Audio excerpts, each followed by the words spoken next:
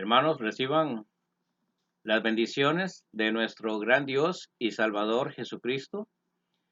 La predicación de este día estará basada en el Evangelio según San Lucas, en el capítulo 2, los versículos del 8 al 20.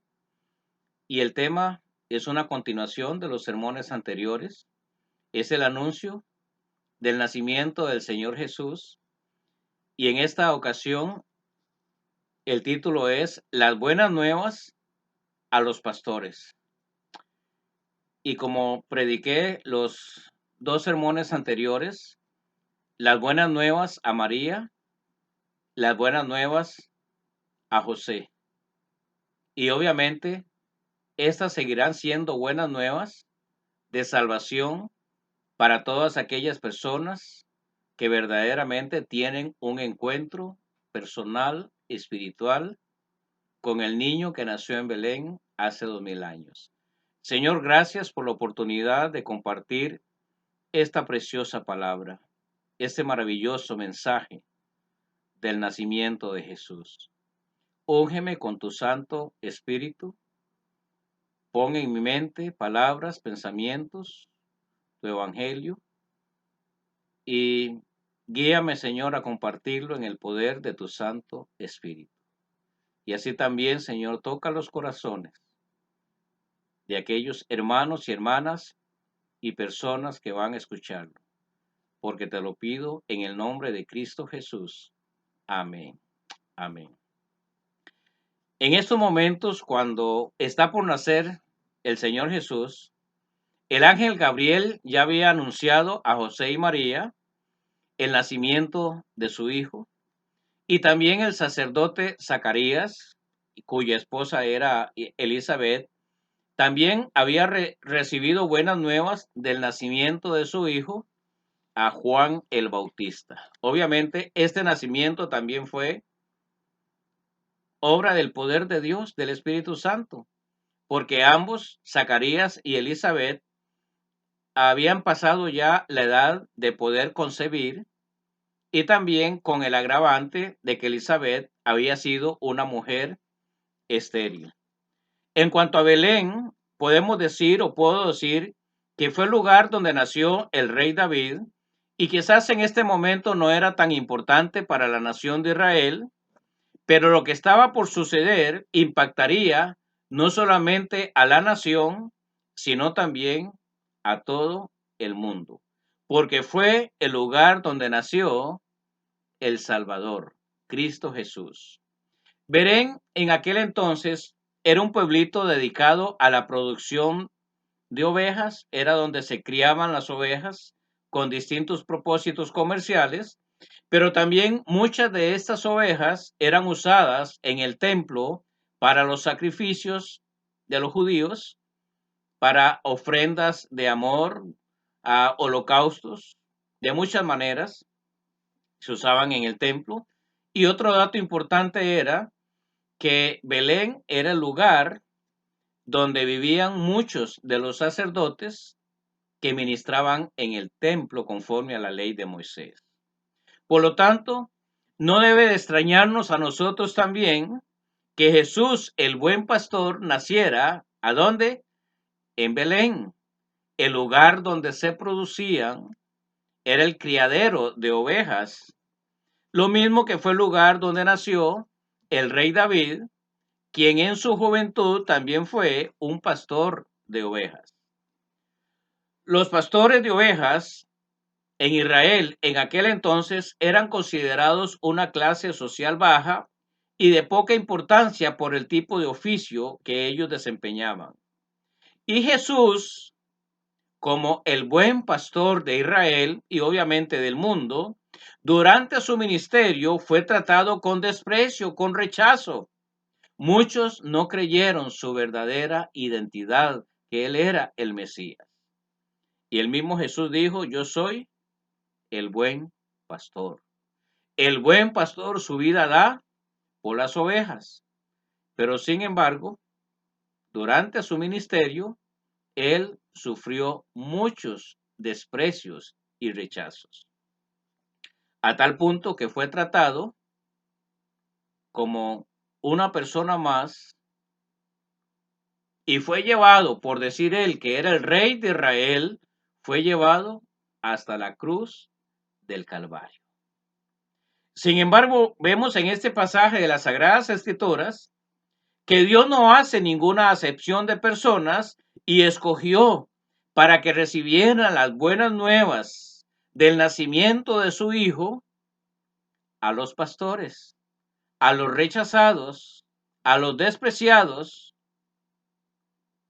por el trabajo que ellos desempeñaban. Además, le dio la oportunidad a estos pastores de compartir las buenas nuevas, de compartir el cumplimiento de las profecías del Antiguo Testamento que hablaban del nacimiento del Mesías Cristo, el Dios encarnado.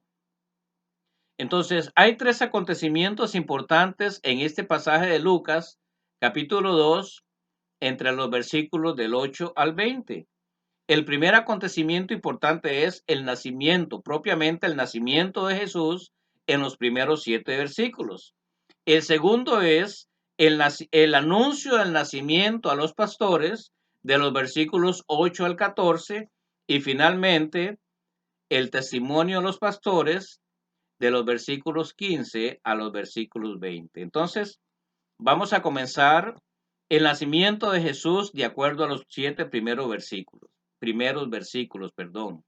Lucas, el escritor del Evangelio, nos dice que la razón principal por la cual José y María tuvieron que ir a Belén de Judea fue porque el emperador de ese entonces, romano, Augusto César, había firmado un edicto en el cual todas las personas debían ir al lugar original, al lugar de su nacimiento, para empadronarse, para registrarse, obviamente para tener una contabilidad de la nación, de los pueblos, y posteriormente una opción era, pues era más fácilmente para poder cobrar los impuestos. Bueno, como en toda nación. Esto significaba que ellos, José y María, tenían que volver al lugar de su nacimiento, que era Belén. ¿Por qué razón? Porque ambos, José y María, descendían de la línea, de la descendencia del rey David. Entonces, ellos tenían que cumplir también con este requisito. Para ellos, esto debió haber sido muy difícil el tener que viajar desde Galilea hasta Judea y específicamente al pueblecito de Belén, como dice el canto, o pueblecito de Belén. Según la información que encontramos en algunos comentarios, se nos dice que aproximadamente eran 112 kilómetros.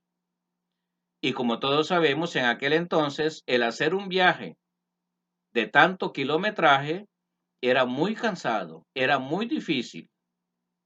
Y más para María en el estado en que ella se encontraba, a pocos días o semanas de tener ya la oportunidad de dar a luz a su primogénito. Es posible que viajaran ella en un burrito, en un asno, y era muy seguro también que esos trayectos, ellos no viajaron solos, posiblemente viajaron con muchas otras personas que también venían para Judea y quizás algunos para Belén, también para poder empadronarse. Y dentro de las grandes posibilidades, es posible que ellos estuvieran conscientes de que el niño Jesús podía nacer cuando ellos estuvieran en Belén. ¿Por qué razón? Porque el tiempo se estaba cumpliendo para que ella diera luz y también como ambos eran fieles a Jehová Dios, eran fieles a la palabra de Dios, eran judíos justos, ellos conocieran las profecías que hablaban del nacimiento de Jesús y como ya ellos tenían el conocimiento que el bebé que María iba a tener efectivamente era el Hijo de Dios. Era Emmanuel, Dios con nosotros, y José era consciente por Gabriel el ángel que él iba a ser el padre adoptivo de este bebé. Y la profecía de Miqueas, capítulo 5, versículo 2, decía de la siguiente manera: pero tú, Belén Efrata, pequeña para estar entre las familias de Judá, y mire la profecía como claramente lo decía: de ti saldrá el que será Señor de Israel. De ti saldrá, oh Belén Efrata, un pueblecito allá, escondido, sin importancia. Dios lo escogió para que el Redentor del mundo naciera, para que el eterno Dios poderoso ingresara a la esfera terrenal en un cuerpo de carne y huesos, un cuerpo humano como el de nosotros, pero sin pecado. Y sus salidas, dice el versículo 2, son desde el principio, desde los días de la eternidad. ¿Qué nos está diciendo a Miqueas? Que este era efectivamente el eterno Dios viniendo a nacer en este mundo. El nombre Belén, el nombre de este pueblo significa casa de pan, y la palabra Efrata quiere decir fructífera. En Belén nació aquel que dijo: yo soy el pan de vida, el que a mí viene no tendrá hambre, y el que en mí cree no tendrá sed jamás. Belén, casa de pan, y ahí nació el que dijo: yo soy el verdadero maná del cielo, el verdadero pan, el pan de Dios que vino a este mundo. ¿Para qué? Para saciar nuestra hambre y nuestra sed espiritual. Jesús es el único que puede saciar nuestras necesidades espirituales. Obviamente las materiales también, pero no hay ninguna otra cosa material o alimento o propiedades que pueda saciar el hambre y sed espiritual de todo ser humano. El versículo 6 nos dice que estando allí, estando ellos allá, qué casualidad, no hermanos, no hay casualidad. Se cumplieron los días del alumbramiento, los días en que María tenía que dar a luz. Este grandioso acontecimiento nos muestra que la Biblia es fiel. En el tiempo de Dios se cumple. Hermanos, Dios es fiel a su palabra y Él tiene el tiempo en sus manos para el cumplimiento de todas sus profecías. Y después de siglos, el Señor estaba cumpliendo. Y yo puedo decir que esta era una de las dos grandes profecías que tenían que cumplirse. Una, el nacimiento, y 33 años después aproximadamente, Cristo muriendo en la cruz del Calvario, levantándose de la muerte al tercer día para lograr eterna redención y vencer la muerte con poder y subir al cielo, donde está en este momento, para honra y gloria de su nombre. Nosotros los cristianos no creemos que exista la buena y la mala suerte como algunas personas piensan y hacen referencia a algunos de los acontecimientos de su vida. Así como la vida de Jesús estaba en las manos de su Padre Celestial, nosotros los cristianos creemos que nuestras vidas, los acontecimientos que suceden, están bajo el control de nuestro eterno Dios. No hay casualidades, no hay buena suerte o mala suerte en la vida del cristiano. Lo único que existe es la voluntad perfecta de Dios y por eso debemos andar en ella, para estar seguros que efectivamente Dios está teniendo el control, no andando en nuestra propia voluntad. Por eso Lucas en el capítulo 2, versículo 7 dice, y dio a luz a su primogénito, porque obviamente nosotros sabemos que Jesús tuvo hermanos y hermanas que se describen en otro pasaje, y lo envolvió en pañales y lo acostó en un pesebre porque no había lugar en el mesón. Obviamente, eran muchas personas las que en este tiempo estaban moviéndose de una provincia a otra, y el movimiento en Judea, en Jerusalén y obviamente en Belén era mucho. Y por eso cuando llegaron, tuvieron que buscar un lugar de refugio humilde. El segundo anuncio o el segundo punto importante, acontecimiento, es el anuncio del nacimiento a los pastores en los siguientes versículos, del versículo 8 al versículo 14. Los pastores estaban en las altas horas de la noche o tal vez en la madrugada, como dice la escritura, en las diferentes vigilias de la noche, haciendo su trabajo de costumbre. ¿Qué quiere decir? Cuidando el rebaño que estaba bajo su responsabilidad, cuando de repente dice que apareció un ángel enviado por el Señor. Hermanos, los ángeles están haciendo la santa y perfecta voluntad del Padre Celestial. Ningún ángel va a tomar la iniciativa, ni tampoco por el llamado de ningún ser humano a venirle a dar ningún anuncio. No, hermanos.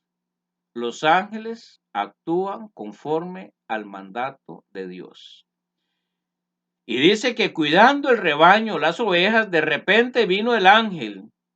Y juntamente con la aparición de ese ángel, dice la Biblia que lo rodeó un resplandor de luz, luz poderosa, y fue descrito como la gloria de Dios, y tuvieron temor.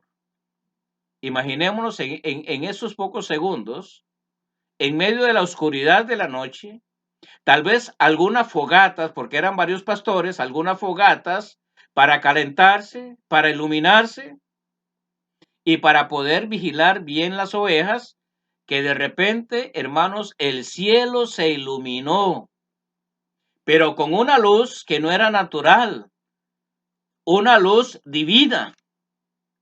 Una luz que los iluminó a tal manera que yo me imagino que cayeron al suelo, impactados por la gran impresión. Por eso el ángel les tuvo que decir, no temáis. Como le dijo a José, como le dijo a María y a muchas otras personas, Dios nos dice a nosotros que ante los eventos divinos, eventos que vienen de ellos o a veces naturales o circunstancias adversas, el Señor nos dice, no temáis, porque Él es el único que puede poner en paz nuestras emociones y nuestros sentimientos. No temáis, he aquí, dice el ángel, os doy nuevas de gran gozo que será para el pueblo, que os ha nacido hoy en la ciudad de Belén, de David, perdón, un Salvador que es Cristo el Señor. Esta es la noticia más maravillosa, más grande. Era la noticia que el mundo estaba esperando, que la nación de Israel estaba esperando, que ya había nacido el Cristo, el Mesías, el Salvador, el Redentor del mundo. Yo puedo decir, hermanos, que hace 2000 años el universo recibió la noticia más grandiosa y maravillosa, que había nacido Cristo el Señor, el Hijo de Dios encarnado. Y es muy posible que ese ángel era Gabriel, el mensajero, y como le dice, no teman. No hay por qué temer, al contrario, debe haber gozo, alegría, celebración, porque esta noticia se estaba esperando desde hacía muchos siglos y en este momento estaba teniendo su cumplimiento literal. Y el escritor del Evangelio de San Mateo dice en el capítulo 1, versículo 21, y darás a luz un hijo, y darás a luz un hijo, y llamará su nombre Jesús. El ángel le pone el nombre. ¿Cómo se iba a llamar este bebé? Jesús, claro, enviado por Dios, el Padre Celestial. El nombre Jesús significa Salvador, y llamará su nombre Salvador, Redentor, porque él salvará a su pueblo de sus pecados, dice Mateo el evangelista. Pero obviamente sabemos ahora que él salvará al mundo de sus pecados si las personas que vivimos o que viven en este mundo le aceptan verdaderamente como el Redentor, como el Señor, como el único que puede perdonar sus pecados a través de la cruz del Calvario, que sucedió también hace 2000 años. Estos humildes pastores, olvidados por muchos y poco reconocidos por la sociedad de su época, estaban recibiendo el mensaje más maravilloso y esperado por la nación de Israel. Pero lamentablemente, los líderes espirituales no recibieron el mensaje en ese momento. No fueron los primeros receptores del mensaje. Y cuando lo recibieron después, rechazaron al Mesías y lo llevaron a una cruz.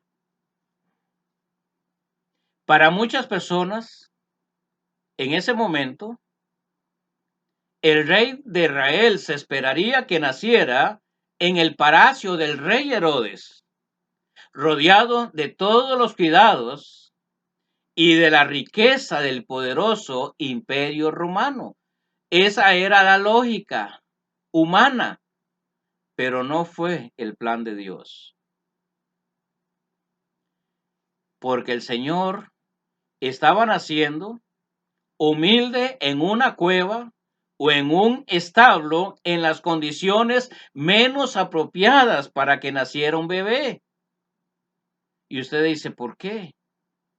Porque la Biblia posteriormente nos dice que se identificó con unos pobres pastores olvidados en la oscuridad de la noche, pero que fueron privilegiados en ser los primeros en recibir estas noticias del nacimiento del Redentor. Y la manera en que el Señor se identifica con los pastores, con los pobres, con los humildes, con los despreciados, con los rechazados, el mismo Señor dice en Mateo 8, capítulo 20, Él dice, las zorras tienen guaridas, las aves del cielo nidos, mas el Hijo del Hombre no tiene dónde recostar su cabeza. El mismo Señor Jesucristo nos habla de qué? De su humildad. ¿Hasta dónde descendió? Nunca dejó de ser el eterno Dios, pero el apóstol Pablo dice que se despojó de su gloria, no de su poder, no de su grandeza, no de su divinidad. Nunca dejó de ser Dios, pero se vistió de una humanidad sin pecado. Porque ya conocéis la gracia del Señor Jesucristo, que por amor a vosotros se hizo pobre, dice el apóstol Pablo en 2 Corintios 2:9, siendo rico, se hizo pobre siendo rico. Hermanos y amigos que me escuchan, Dios es el Señor, el dueño de todo el universo, de toda la creación. El Señor dice, el oro y la plata y todo lo que existe, el Señor dice, me pertenece. Se hizo pobre por usted y por mí. Ese es el gran amor de Jesús, el que nació en Belén hace 2000 años. Y el apóstol Pablo continúa diciendo en el versículo 9, capítulo 2 de 2 Corintios, para que vosotros con su pobreza fueseis enriquecidos. Hermanos, el Señor nos dio una gran riqueza espiritual. Una gran riqueza espiritual. Y el ángel, sabiendo que los pastores irían a buscarlo para conocerlo, les da las señales. Aunque el pasaje no nos da mucha información de cuál fue la dirección para que llegaran al lugar donde estaban, ellos dijeron: hallaréis al niño envuelto en pañales y acostado en un pesebre. Hermanos, esta es otra evidencia de la manera en que el Señor se hizo pobre para enriquecernos. Y lo vuelvo otra vez a repetir, para enriquecernos espiritualmente. Y un dato importante que el evangelista Lucas nos dice es que Jesús no nació en la corte del palacio de Jerusalén, pero fue recibido por una multitud de huestes espirituales. La palabra huested en singular significa, o bueno, es un término militar en aquel entonces y significa una tropa, un grupo de soldados que están listos para la guerra o para ir a una expedición, a una misión. Y Lucas usa este término para decir que descendió del cielo una multitud de huestes, no una hueste, de huestes. Era un ejército celestial, un ejército de ángeles que habían descendido del cielo para alabar a Dios, el Padre Celestial, y reconocer que el Rey de Reyes, Jesús, había nacido en ese momento en Belén de Judea. ¿No es maravilloso eso? Que aunque no fue rodeado de la corte, de los soldados romanos, del gran ejército de ese imperio, hermano, fue rodeado del ejército más grande y poderoso de todo el universo, el ejército de ángeles, de huestes espirituales, y que decían: gloria a Dios en las alturas y paz en la tierra, y en la tierra paz, buena voluntad para los hombres. Hermanos, esa paz es la que Cristo pone en aquellas personas de buena voluntad que van a aceptar o que han aceptado a Cristo como su Señor y también su Salvador. Y el tercer acontecimiento es el testimonio de los pastores, porque los pastores, versículo 15 al versículo 20, al escuchar el mensaje y ver todo lo que estaba sucediendo, inmediatamente deciden ir a Belén para confirmar el mensaje de los ángeles y para conocer personalmente a Jesús.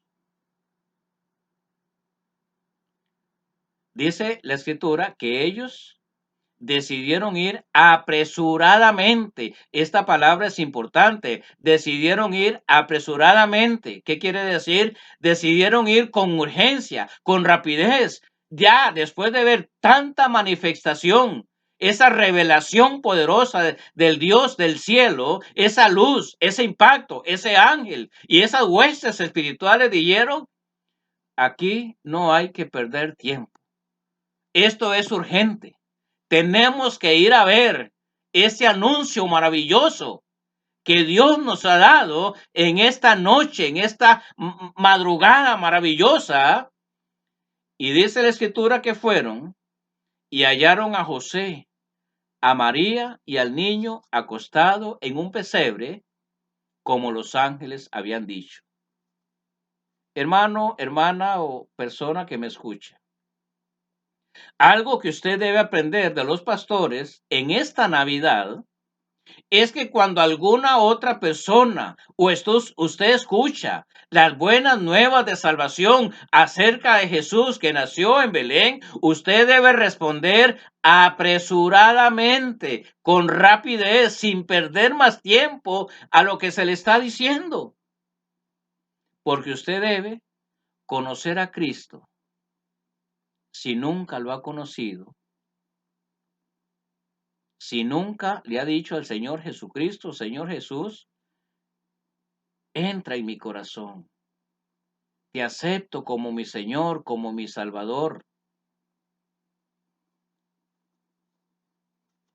Usted debe hacer lo mismo que hicieron los pastores hace 2000 años debe nacer en usted esa hambre, esa sed, ese deseo de conocer a Jesús personalmente.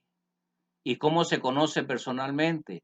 A través de la fe, porque es un conocimiento espiritual, pero es real, que se siente en el corazón. El Señor Jesucristo dijo: he aquí yo estoy a la puerta y llamo. Si alguno oye mi voz y abre la puerta, entraré a él y cenaré con él. Cristo en este momento está a la puerta de su corazón. Está diciendo: yo soy el niño que nació en Belén hace 2000 años, pero que también morí en la cruz del Calvario por usted. Y estoy aquí para darte la mejor Navidad de tu vida. Yo soy el regalo del cielo. ¿Cuántos de nosotros en este momento intercambiamos regalos? Pero la Biblia dice que el mayor regalo, el mayor don que Dios el Padre Celestial le ha dado a esta humanidad y te está ofreciendo en este momento usted, es el regalo del cielo. Es el regalo de su Hijo Jesucristo para que usted lo reciba en el corazón. Yo estoy seguro que cada vez que alguien nos quiera obsequiar un regalo, siempre vamos a abrir las manos para recibirlo, porque lo queremos. Y hoy Dios el Padre Celestial le está diciendo a usted: te estoy entregando el regalo más maravilloso que puedas recibir en esta Navidad.